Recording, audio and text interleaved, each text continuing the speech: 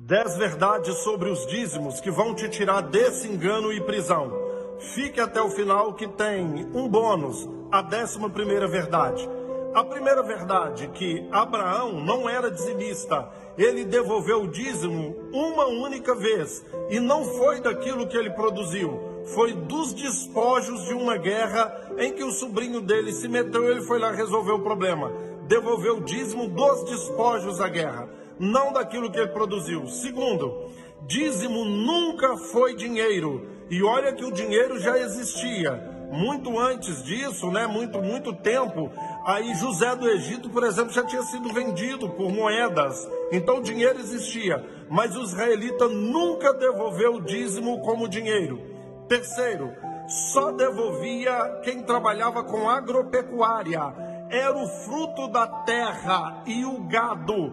Pessoas de outras profissões não devolviam dízimo. Pescadores, carpinteiros, o curtidor de couro, o construtor, o arquiteto, nenhuma profissão devolvia o dízimo.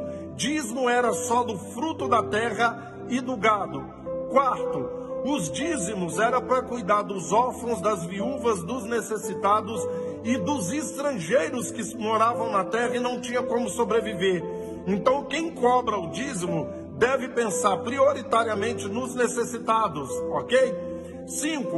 O Novo Testamento não fala de dízimo. Você vai encontrar Mateus 23, confere. Jesus fala para os escribas e fariseus.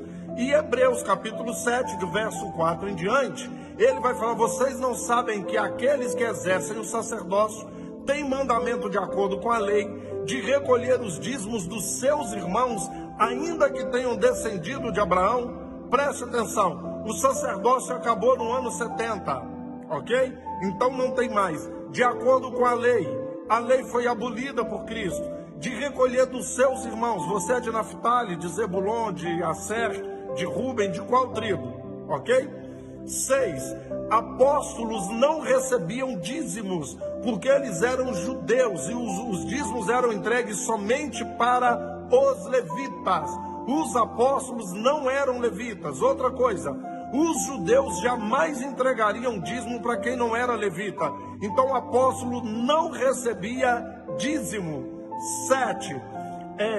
Nunca foi para sustento de templo. Dízimo nunca foi para isso. Como eu disse, era para cuidar da família dos levitas, órfãos, viúvas e necessitados. Nunca foi para manter templo.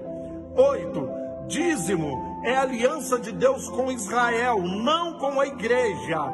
É uma aliança de Deus com Israel, não com a igreja. Aquelas promessas que falam para vocês aí, repreender o gafanhoto, derramar bênçãos sem medidas, era uma promessa para Israel, não para a igreja. Aí vem o 9, que motivo que eu falo para você.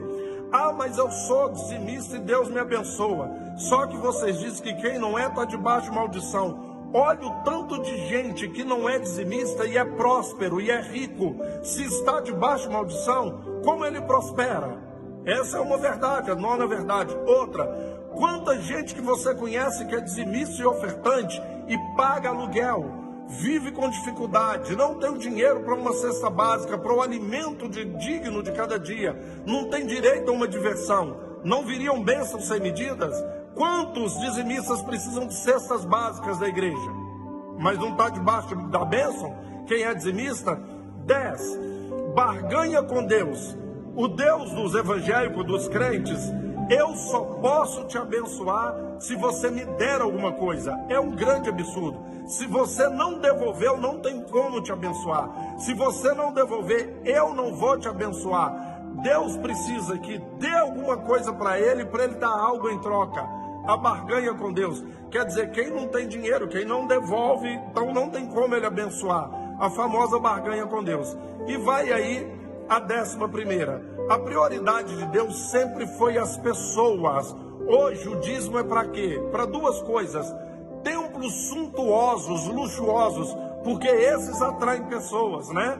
Tem que ter cadeiras e bancos confortáveis, não é isso? Painel de LED, instrumentos de última geração, microfones cada vez mais modernos, máquina de fumaça, máquinas de luz, e tem que ter ar-condicionado. Então a prioridade é o luxo dos templos. E 2, enriquecer os pastores. Isso nunca foi prioridade. A prioridade é a necessidade do ser humano. O ser humano está na frente dos templos, entende? Só na cabeça de crente, que ele vai deixar de atender a necessidade de alguém para atender o luxo de um templo ou de um pastor. 11 verdades aí que podem te libertar do engano do dízimo. Um abraço, até o próximo, fique com Deus.